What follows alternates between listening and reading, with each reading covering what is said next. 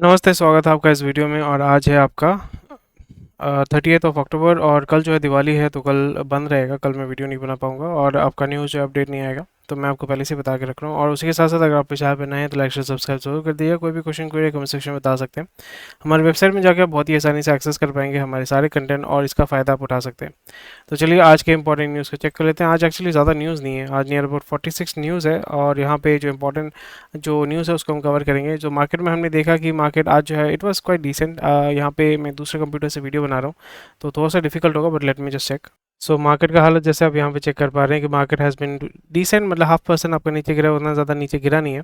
और यहाँ पे लेवल्स भी अगर आप चेक करोगे तो लेवल्स है, बहुत सारे लेवल्स आपको देखने को मिलेगा, बट मोरलेस आज जो है मार्केट ने पुश किया है। अगर एक दिन का चार्ट अगर हम देखते हैं, मार्केट ने आज जो है वो पुश किया है। It has been doing really well. और मार्केट जब ओपन अप हुआ था, जैसे आप देख पा रहे हैं कि एक हाई आया था। हाई के बाद जो है आपका आफ्टरनून पे जो है 1 बजे के बाद जो है बहुत अच्छा सेल ऑफ हुआ है। सो मोरलेस अगर हम देखते हैं, so market has been selling, यहाँ पे बाइंग प्रेशर था और at the end of the day यहाँ पे सेकंड हाफ में सेलिंग प्रेशर हुआ है। और वही चीज़ आपको देखने को मिल रहा है हर जगह पे। सेंसेक्स में भी हमें ये देखने को मिल रहा है, निफ्टी बैंक में भी देखने को मिल रहा है, निफ्टी आईटी में भी देखने को मिल रहा है। आपका एसएनपी जो स्मॉल कैप है, स्मॉल कैप इंडेक्स में बहुत अच्छा आपका परचेजिंग हुआ है। So these are the things which you need to keep in mind. और इसकी वजह से जो क्या होता है कि आपको पता चलता है कि भाई मार्केट जो है किस तरीके से मूवमेंट कर रहा है। चलिए मूव करते हैं। अभी यहाँ पे it's Dalal street this October F I meet their match in local funds. Foreign invest F I जो है withdrew a substantial 1 lakh crore from the equity market. This figure surpass previous record high including significant withdrawings during, मतलब Covid के time जो बेचा हुआ था उस time पे भी जो पीक सेल हुआ था उससे भी ज़्यादा अभी सेल ऑफ हो रहा है। बट आपको ये देखना पड़ेगा, ये पैटर्न आपको देखना पड़ेगा कि इस महीने का जो सेल ऑफ हुआ है, अगर हम इस महीने का सेल ऑफ देखते हैं तो इस महीने में आपका देखिए नियर अबाउट निफ्टी को अगर हम चेक करते हैं एक महीने का, एक महीने में सिर्फ 5% गिरा है। मतलब उतना भी बहुत तगड़े लेवल पे सेल ऑफ होने के बाद भी जो है मार्केट उतना नीचे नहीं गिरा है। बिकॉज आपको समझना पड़ेगा कि एफ आई के देसी के पास, डी आई के पास इतना ज़्यादा पैसा है कि वो मार्केट में अगर एफ आई जितना भी पैसा निकाले, 1 लाख करोड़ अगर निकाल भी लेता है, तो फिर उसको भी सस्टेन करने का जो एक कुशन जो है उसके पास अवेलेबल है। So that is a very good thing. And ये चीज़ आपको और भी ज़्यादा कॉन्फिडेंस देने वाला होगा कि अगर आप मार्केट में इन्वेस्ट कर रहे हैं तो यहाँ पे वो जो शार्प करेक्शन होता है, तो यहाँ पे भी अगर देसी बेचना शुरू कर देगा, जैसे मैंने बताया कि देसी अभी बेच नहीं सकता because of a lot of reason, economical reason है, पॉलिटिकल रीज़न है, साइकोलॉजिकल रीज़न भी है, जिसकी वजह से मार्केट में अगर कोलैप्स होना शुरू हो जाएगा। सो म्यूचुअल फंड के माध्यम से जो डायरेक्टली आपका जो पैसा भी मार्केट में आ रहा है, देसी के पास पैसा कहाँ से आ रहा है, म्यूचुअल फंड के माध्यम से आ रहा है। तो म्यूचुअल फंड अगर मार्केट में अगर बहुत तगड़े लेवल का करेक्शन होगा तो लोग म्यूचुअल फंड में एसआईपी करना बंद कर देंगे, या जो इनफ्लो आ रहा है वो आपका जो है बंद हो जाएगा। उसकी वजह से जो है डीआई के पास जो पैसा है वो अगर कम हो जाता है तो फिर मार्केट के ऊपर और ज़्यादा प्रेशर पड़ेगा। और जो एक्टिवली अभी जो रिटेल वाले बंदे हैं जो मार्केट में गेम खेल रहे हैं, they will also try to take out the money. और यहाँ पे म्यूचुअल फंड में जिन्होंने पैसा डाला हुआ है वो भी पैसा जब निकालना शुरू कर देंगे तो फिर मार्केट जो है वो इवेंचुअली बहुत ज़्यादा कोलैप्स करेगा। ऑलरेडी मार्केट जो है ओवर इन्फ्लेटेड है, वैल्यूएशन बहुत ज़्यादा हाई है, ओवर वैल्यूड है। That is perfectly fine, I do understand it. But अभी करंट सिचुएशन में मार्केट उतना लेवल पे नहीं गिरेगा। And over a period of time क्या होता है कि जब आपका मार्केट जो है ओवर इन्फ्लेटेड रहता है, अगर आपका जो इकोनॉमी है, लोकल इकोनॉमी है, एक्सपैंड कर रहा है, एक्सपैंड करते करते वो आपका ओवर जो ओवर वैल्यूड जो स्टॉक है या ओवर वैल्यूड जो आपका इंडाइस है, वो over a period of time आप देखोगे कि it will start to match, because consumption भी बढ़ रहा है, लोगों का इनकम भी बढ़ रहा है। और यहाँ पे जो अगेन मोरलेस जीडीपी भी आपका इंक्रीमेंट हो रहा है, लोगों का एक्सपेंडिचर, कंजम्पशन वो भी आपका इंक्रीमेंट हो रहा है। तो over a period of time जो आपको अभी लग रहा है कि ओवर वैल्यूड है, वो बाद में आपको लगेगा कि that is fair value. So this is how it works. And बहुत बार ये होता है कि जब इकोनॉमी कोलैप्स कर जाता है, कोई बैंक कोलैप्स कर जाता है, कोई भी चीज़ जब कोलैप्स कर जाता है, वो बबल बोलते हैं ना, बबल बर्स्ट हो जाता है। बबल बर्स्ट होने से फिर क्या होता है, market will do a very sharp turn नीचे की तरफ। देन रिटेल इन्वेस्टर्स का सबसे ज़्यादा पैसा डूबता है। जो इंस्टीट्यूशनल इन्वेस्टर्स होते हैं वो टिपिकली उनको कोई फर्क नहीं पड़ता, because they already have the question and they are already manipulating the market.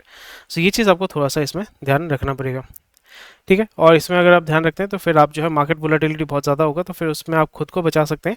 और यहाँ पे जो है जब आपका घोड़ा बेचना शुरू करेगा, देसी घोड़ा जब बेचेगा तो फिर वो डॉलर में कन्वर्ट करके अपने देश में लेके जाएगा। तो फिर यहाँ पे जो डॉलर का आउटफ्लो है या पैसे का जो आउटफ्लो है वो बढ़ने की वजह से आपका रुपये के ऊपर बहुत ज़्यादा प्रेशर पड़ेगा, जो आपका आरबीआई अभी नहीं चाहता है।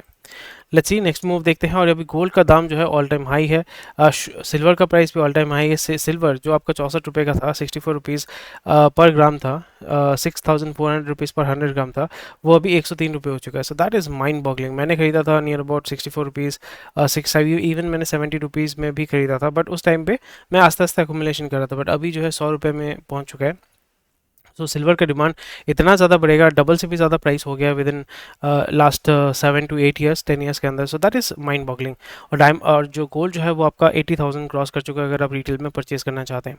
सो इसमें फ़ायदा नफ़ा नुकसान तो ऑब्वियसली पता ही है आपको कि जो गोल्ड ज्वेलर्स हैं, ज्वेलरी का काम करते हैं, उनको जो है आपका यहाँ पे सेल पे उनका हिट होने वाला है, क्योंकि अभी शादी वाला सीज़न भी आएगा तो लोगों को जेवरात खरीदने ही पड़ेंगे. तो अभी वो 22 कैरेट की जगह पे 18 कैरेट परचेज करेगा, या आपका उससे भी कम जो है कैरेट जो है वो परचेज करेगा, बिकॉज उसको ज्वेलरी चाहिए होता है.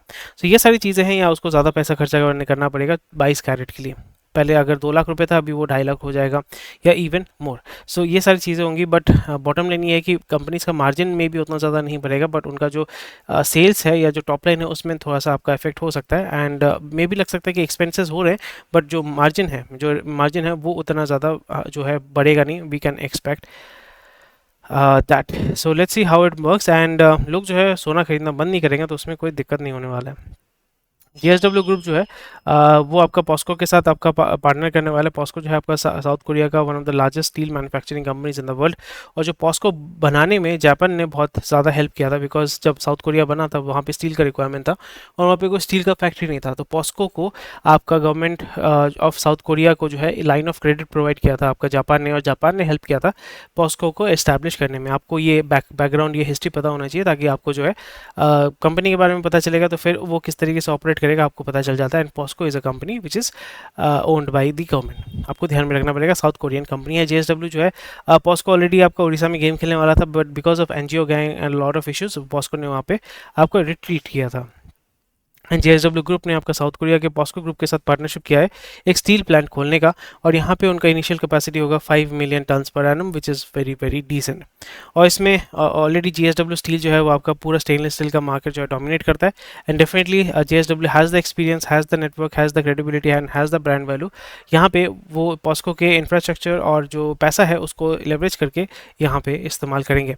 और अगर आप पॉस्को साउथ कोरिया का जो स्टील प्लांट है वहाँ पे अगर देखेंगे, ऑलमोस्ट एवरीथिंग इज़ ऑटोमेटेड. तो ऑटोमेशन टेक्नोलॉजी ये सारा चीज़ जो है वो पॉस्को के पास है, और वो जेएसडब्ल्यू के साथ इंडिया में इन्वेस्ट करेगा. That is a very welcome move. And partnership के माध्यम से जब इंडिया में इन्वेस्ट करते हैं तो एक जो लोकल कंपनी है उसका भी फ़ायदा होता है, जो ग्लोबल कंपनी है उसका भी फ़ायदा होता है, और जो लोकल लोग हैं उनका भी फ़ायदा होता है, एंड गवर्नमेंट का भी फ़ायदा होता है, बिकॉज यहाँ पे एम्प्लॉयमेंट भी हो रहा है, कंजम्पशन भी हो रहा है, और यहाँ पे कंजम्पशन में वृद्धि भी हो रहा है. So it's a very very welcome move. और यहाँ पे स्टील का जो फैक्ट्री होता है वहाँ पे एक पूरा स्टील सिटी बन जाता है. It's a very big large scale industry वो सेटअप करते हैं, और इसके वजह से पूरा एरिया जो है वो बहुत अच्छे तरीके से डेवलप हो जाता है, प्रॉपर्टी प्राइसेस बढ़ जाते हैं, और जो एंसिलरी इंडस्ट्रीज़ हैं, सर्विस इंडस्ट्रीज़ हैं, और जो एंसिलरी दूसरे इंडस्ट्रीज़ है वो वहाँ पे सेटअप हो जाते हैं, विच definitely helps us develop that area and develop that local economy. So let's see how it works. And जो स्टील कंपनी ऑलरेडी यहाँ पे जो प्रॉब्लम फेस कर रहा है, जो चाइनीज़ इम्पोर्ट की वजह से उनका जो हालत ख़राब है, यहाँ पे उस जगह पे डेफिनेटली एक क्वेश्चन मिल सकता है जेएसडब्ल्यू को. बट जो लोकल कंपनी है वहाँ पे कंपटीशन बढ़ेगा, but competition is always very very good. Next हम देखते हैं अडानी पोर्ट्स का जो नेट प्रॉफिट है वो 37% बढ़ा है, और उसका रेवेन्यू भी बहुत अच्छा बढ़ा है. So Adani ports has been doing really really well. And yeah that's about it. One of the best companies in the Adani group, उसके जो पोर्टफोलियो में सबसे बेस्ट ग्रुप है आपका अडानी पोर्ट्स, और उसके बलबूते पे ही जो है उसने दूसरा बिजनेस जो है वो खड़ा किया है. एनसीएलटी ने आपका कैस्पर फार्मा और सुवेन फार्मा का जो मर्जर है वो उसको अप्रूवल दे दिया है. तो सुवेन फार्मा का सबसे बड़ा एक एडवांटेज हो गया. सुवेन फार्मा का एक पॉजिटिव सेंटीमेंट यहाँ से वो क्रिएट करेगा, अपनी कैपेसिटी को भी इंप्रूव कर पाएगा और अपने रेवेन्यू को भी.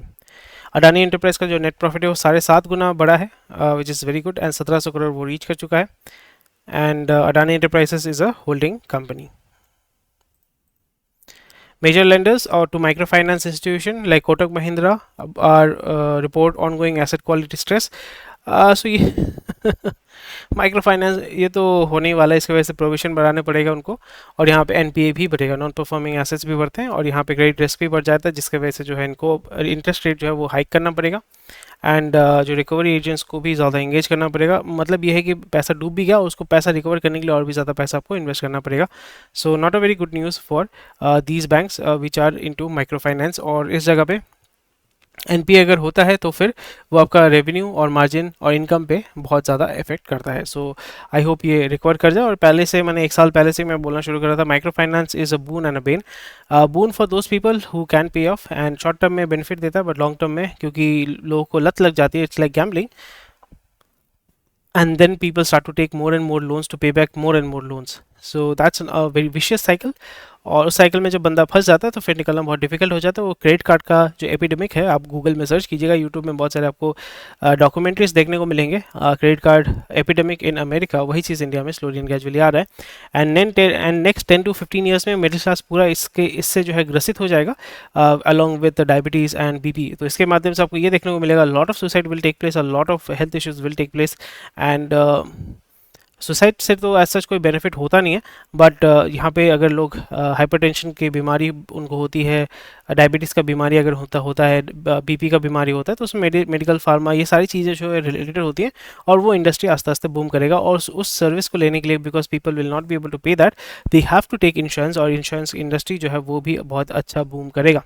सो let's see how it works. And UP beats West Bengal, emerges third largest to house active companies in India.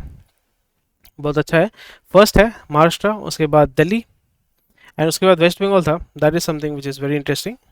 And अभी जो है वेस्ट बंगाल को उसने ओवरटेक कर लिया है. So yes, good for everyone.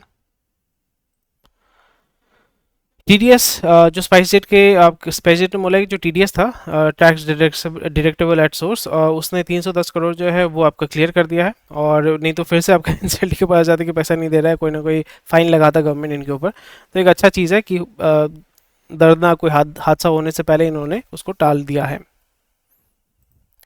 Next news है, सिप्ला का जो प्रॉफिट है 17% बढ़ा है सितंबर क्वार्टर में. It's a very welcome move. Cipla is doing really well, and they were looking to sell off the whole company, Hamied family, but कोई खरीद नहीं रहा है, तो सिप्ला फैमिली स्टैंड अलोन काम कर रहा है. And I think it should survive and it should grow by its own. And because Hamid family के कोई भी जो है इस बिजनेस को चलाना नहीं चाहते, that is quite strange. FMCG company और ऑटोमोटिव कंपनी जो है आपका एड स्पेंड बढ़ा रहे हैं ताकि उसका जो सेल्स है, सेल्स पे पुश करना है. एफएमसीजी का प्रेशर ऑलरेडी मैंने बात किया है, क्या क्या कारण है, क्या क्या इशू है. ऑटोमोटिव का तो भाई पेंडिंग स्टॉक है, उसको क्लियर करना है क्योंकि न्यू ईयर आ रहा है अभी, और पुराने साल का गाड़ी जो है वो आपका नए साल में टिपिकली कोई खरीदना नहीं चाहता है. बहुत सारे इशूज़ होते हैं, नए साल के नए नए मॉडल्स होते हैं जिसको बेचना पड़ेगा. तो यहाँ पे ओल्ड स्टॉक जो है इनको आइदर सेल करना पड़ेगा या स्क्रैप करना पड़ेगा, which obviously no company wants. So again very big pressure on automotive companies, and specially जो इनका जो सेल्स है वो स्ट्रगल कर रहा है, या उतना ज़्यादा सेल्स नहीं होता. जैसे सिट्रोएन हो गया है, आपका एमजी हो गया है, ऐसे कंपनीज, होंडा हो गया, जिसके गाड़ी बहुत अच्छे हैं या जो भी है, बट सेल उतना अच्छा नहीं होता, तो उनके लिए बहुत ज़्यादा डिफिकल्ट है. मारुति सुजुकी के लिए भी डिफिकल्ट है, और आपका हुंडई रिसेंटली जो आईपीओ है उसके लिए भी ज़्यादा डिफिकल्ट है. रेजर पे का जो आपका प्रॉफिट है वो 9% बढ़ा है. Very good. रेजर पे मैं खुद यूज़ करता हूँ, और इसने मोनोपोली बना कर रखा हुआ है मार्केट में. फ़ोन पे, पेटीएम ये सब है, बट जो सर्विस अभी रेजर पे प्रोवाइड करता है, ऑल इन ऑल सर्विस, सो उस जगह पे रेजर पे आस्ते आस्ते आप देखोगे it will definitely come into, and अभी तक आ नहीं रहा, which is a very good thing. कि नहीं तो हर जगह पे अगर घुसता है कि भाई हम स्टॉक मार्केट में भी हैं, इसमें भी है, उसमें भी है, फाइनेंशियल सर्विसेज में आपका, यानी stock market, stock brokerage, mutual fund, इसमें रेजर पे नहीं आ रहा, which a welcome move. But eventually I think they will be coming into this market by purchasing either of up stocks, या कोई भी कंपनी को परचेज करके they might get into this game. So let's see how it works. Tata ने इसमें invest किया है, Upstox में भी टाटा ने इन्वेस्ट किया है. सो मोस्ट प्रोबेबली, इसलिए मैं वो थोड़ा सा बोल रहा था अपस्टॉक्स को मे बी ये एक्वायर करके अगर चलाते हैं. So let's see how it works. So ये था आज का न्यूज़ जो मैंने आपके लिए कवर कर दिया. And thank you for watching this video. कोई भी क्वेश्चन, कोई कमेंट सेक्शन में मुझे बता सकता है. I will be more than happy to help you out. और दिवाली मनाइए, आराम से दिवाली बनाइए, पटाखे फोड़िए, ठीक है, सेफली फोड़िए, और गैस मास्क यूज़ कीजिए, खुद को मतलब आपका इंजोर मत कीजिए, सावधान रहिए. और जो जानवर है, जानवरों के ऊपर पटाखे मत फेंकिए, उनको खाना खिलाइए और उनके साथ भी इंजॉय कीजिए, ठीक है. हैप्पी दिवाली, स्वस्थ रहिए, मस्त रहिए, और मिलते हैं आपके साथ आई थिंक परसों परसों मिलते हैं आपके साथ, ठीक है. चलो, take care, bye bye, Jai Hind, and happy Diwali, bye.